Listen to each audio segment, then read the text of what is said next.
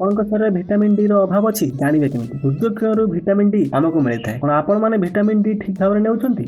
Vitamin D କ୍ୟାଲସିୟମକୁ ଶୋଷି ନେଇଥାଏ ଏବଂ ହାଡ଼କୁ ମଜବୁତ କରିଥାଏ। ବହୁତ ସାରା କାରଣରୁ ଭିଟାମିନ୍ ଡି ଆମ ଶରୀରରେ ଅଭାବ ହୋଇଥାଏ। ତା ମଧ୍ୟରୁ ଖାଦ୍ୟପେୟ, ବୟସ ଓ ସୂର୍ଯ୍ୟକିରଣ ଠିକ୍ ଭାବରେ ନ ମିଳିବା। ଆଜି ଆମେ ଏହି ସାଇନ୍ସ ବିଷୟରେ କହିବାକୁ ଯାଉଛୁ। ଭିଟାମିନ୍ ଡି ଆମ ଶରୀରରେ ନିତ୍ୟାନ୍ତ ଆବଶ୍ୟକ। ଥକାପଣ, ବାଳ ଝଡ଼ିବା, କ୍ଷତ ଶୀଘ୍ର ଠିକ୍ ନ ହେବା, ଆହୁରି ବହୁତ ସାରା ସାଇନ୍ ବିଷୟରେ ଆପଣ ଜାଣିପାରିବେ ଏହି ଭିଡ଼ିଓରେ। ପ୍ରଥମତଃ ଥକାପଣ। ଯଦି ଆପଣଙ୍କ ଶରୀରରେ ଭିଟାମିନ୍ ଡିର ଅଭାବ ହୋଇଥାଏ, ଆପଣ ନିଶ୍ଚୟ ଥକା ଅନୁଭବ କରିବେ। ରାତି ସାରା ଶୋଇଲା ପରେ ବି ଆପଣଙ୍କୁ ଦିନରେ ଶୋଇବାକୁ ଯୁଦ୍ଧ କରିବାକୁ ପଡ଼େ।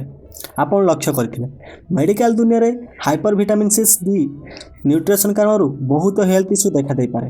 ଯେଉଁମାନେ ବହୁତ ଥକା ଅନୁଭବ କରିବା ଦ୍ୱାରା ଡକ୍ଟର ପାଖକୁ ଯାଆନ୍ତି, ସେମାନଙ୍କ ନିକଟରେ ଭିଟାମିନ୍ ଡିର ଅଭାବ ଦେଖାଯାଏ ଓ ସେମାନଙ୍କର ଏନର୍ଜି ଲେଭେଲକୁ ସନ୍ତୁଳନ କରିବା ପାଇଁ କିଛି ନା କିଛି ସପ୍ଲିମେଣ୍ଟ ଦିଆଯାଇଥାଏ। ଏକ ସର୍ଭେରୁ ଜଣାପଡ଼ିଛି ଜଣେ ମହିଳାର ଭିଟାମିନ୍ ଡିର ସ୍ତରକୁ 39 ନାନୋଗ୍ରାମ ପାର ମିଲିଲିଟର ବଢ଼ିଯିବାରୁ ସେହି ମହିଳାର ସବୁ ସମସ୍ୟା ଭଲ ହୋଇଗଲା। ଆମ ଶରୀରରେ ବ୍ଲଡ଼ ଭେସେଲ୍ସ କମିଯିବା ଦ୍ୱାରା ଆମକୁ ଥକା ଅନୁଭବ ହୋଇଥାଏ। ଯଦି ଆମେ ଭିଟାମିନ୍ ଡି ସେବନ ନ କରୁ ତ ଆମ ମୋଡ଼ ଏବଂ ଆଟିଚ୍ୟୁଡ଼ରେ ପ୍ରଭାବ ପଡ଼ିଥାଏ। ଦ୍ୱିତୀୟରେ ଡିପ୍ରେସନ୍। ଭିଟାମିନ୍ ଡି ଅଭାବ କାରଣରୁ ଆପଣ ନିଜକୁ ବହୁତ କମଜୋର ଭାବିବେ ଓ କିଛି କରିବା ପାଇଁ ଇଚ୍ଛା ହେବ ନାହିଁ। ଭିଟାମିନ୍ ଡି କେବଳ ଆମର ହାଡ଼କୁ ମଜବୁତ କରେ ନାହିଁ, ଅନ୍ୟ କାମ ମଧ୍ୟ କରେ। ଆମ ମସ୍ତିଷ୍କକୁ ଠିକ୍ ସେ କାମ କରିବା ପାଇଁ ମଧ୍ୟ ସାହାଯ୍ୟ କରେ। 2005ରେ ଏକ ରିସର୍ଚ୍ଚରୁ ଜଣାପଡ଼ିଛି ମସ୍ତିଷ୍କର ଯେଉଁ ପାର୍ଟ ଡିପ୍ରେସନ୍ ସହ ଜଡ଼ିତ, ସେଥିରେ ଭିଟାମିନ୍ ଡିର ରିସେପ୍ଟର ମିଳିଥାଏ। ଏମିତି ବି ଡିପ୍ରେସନ୍ କୌଣସି ଏଜ୍ର ଲୋକଙ୍କୁ ହୋଇପାରେ, ମାତ୍ର ବୟସ୍କ ଲୋକଙ୍କଠାରେ ବହୁତ ପରିମାଣରେ ଦେଖାଯାଇଥାଏ। ଡିପ୍ରେସନ୍ ସହ ଜଡ଼ିତ ବୟସ୍କ ଲୋକଙ୍କ ନିକଟରେ ଭିଟାମିନ୍ ଡିର ଅଭାବ ଦେଖାଯାଇଥାଏ। ଏହାକୁ ମୁଖ୍ୟତଃ ସିଜନାଲ ଡିପ୍ରେସନ୍, ଯାହାକି ଶୀତ ଦିନରେ ସେମାନଙ୍କର ଇମୋସନାଲ ପଏଣ୍ଟ ସବୁଠାରୁ କମ୍ ହୋଇଥାଏ। ଏକ ଷ୍ଟଡିରୁ ଜଣାପଡ଼ିଛି ଯେଉଁମାନେ ଡିପ୍ରେସନରେ ଗତି କରୁଛନ୍ତି ସେମାନଙ୍କୁ ଭିଟାମିନ୍ D3 ସପ୍ଲିମେଣ୍ଟ ଦ୍ୱାରା ତାଙ୍କର ମାନସିକତାକୁ ଠିକ୍ କରାଯାଇପାରିବ। ଆପଣମାନେ ଜାଣିଛନ୍ତି କି ଆମ ଶରୀରକୁ କେତେ ମାତ୍ରାରେ ଭିଟାମିନ୍ ଡିର ଆବଶ୍ୟକତା ରହିଛି? ଯଦି ଆପଣଙ୍କର ବୟସ 19ରୁ 70 ବର୍ଷ ହୋଇଥାଏ ତ ଆପଣଙ୍କୁ 600 IU ଭିଟାମିନ୍ ଆବଶ୍ୟକ ହୋଇଥାଏ। ଯଦି ଆପଣଙ୍କର ବୟସ 70ରୁ ଅଧିକ ତ ଆପଣଙ୍କୁ 800 IU ଆବଶ୍ୟକ ହୋଇଥାଏ। ତୃତୀୟ, ଲେସ୍ ବୋନ୍, ହାଡ଼ କମଜୋର ହେବା। ବୟସ ବଢ଼ିବା ସହିତ ଆମ ହାଡ଼ କମଜୋର ହୋଇଥାଏ। ଯଦି କମ୍ ବୟସରେ ଏହା ଦେଖାଯାଏ ତାହେଲେ ଭିଟାମିନ୍ ଡିର ଲେଭେଲକୁ ଚେକ୍ କରିବା ଦରକାର। କ୍ୟାଲସିୟମକୁ ଶୋଷଣ କରି ହାଡ଼କୁ ମଜବୁତ କରିବା ହେଉଛି ଭିଟାମିନ୍ ଡିର କାମ।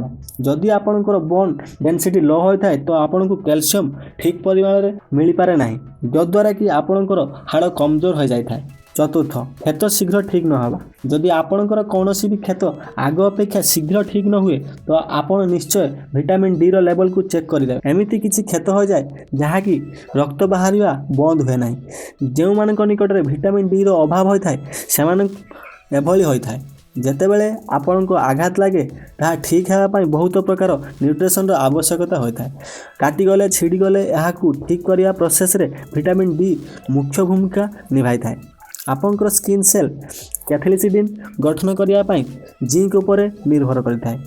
ଏହି କ୍ୟାଥେଲିସିଡିନ୍ ଆପଣଙ୍କର ଇମ୍ୟୁନ ସିଷ୍ଟମ ଏବଂ ଖଣ୍ଡିଆ ଖାବରା ଇନଫେକ୍ସନରୁ ବଞ୍ଚାଇଥାଏ ଓ ଶୀଘ୍ର ଠିକ୍ କରିବା ପାଇଁ ସାହାଯ୍ୟ କରିଥାଏ। ପଞ୍ଚମ, ଆପଣ ନିଜକୁ ଅସୁସ୍ଥ ବା ଦୁର୍ବଳ ଅନୁଭବ କରିବା। ଯେଉଁ ଲୋକମାନେ ସବୁବେଳେ ଥଣ୍ଡା, ସର୍ଦ୍ଦିରେ ପୀଡ଼ିତ ହୋଇଥାନ୍ତି ସେମାନଙ୍କୁ ଭିଟାମିନ୍ ଡିର ଅଭାବ ହୋଇଥାଇପାରେ। ସେମାନଙ୍କୁ ନିଶ୍ଚୟ ଭିଟାମିନ୍ ଡିର ଲେଭେଲ ଚେକ୍ କରିବା ଦରକାର। ସବୁଠାରୁ ଅଧିକ ଭିଟାମିନ୍ ଡି ଆମେ ସୂର୍ଯ୍ୟକିରଣରୁ ପାଇଥାଉ।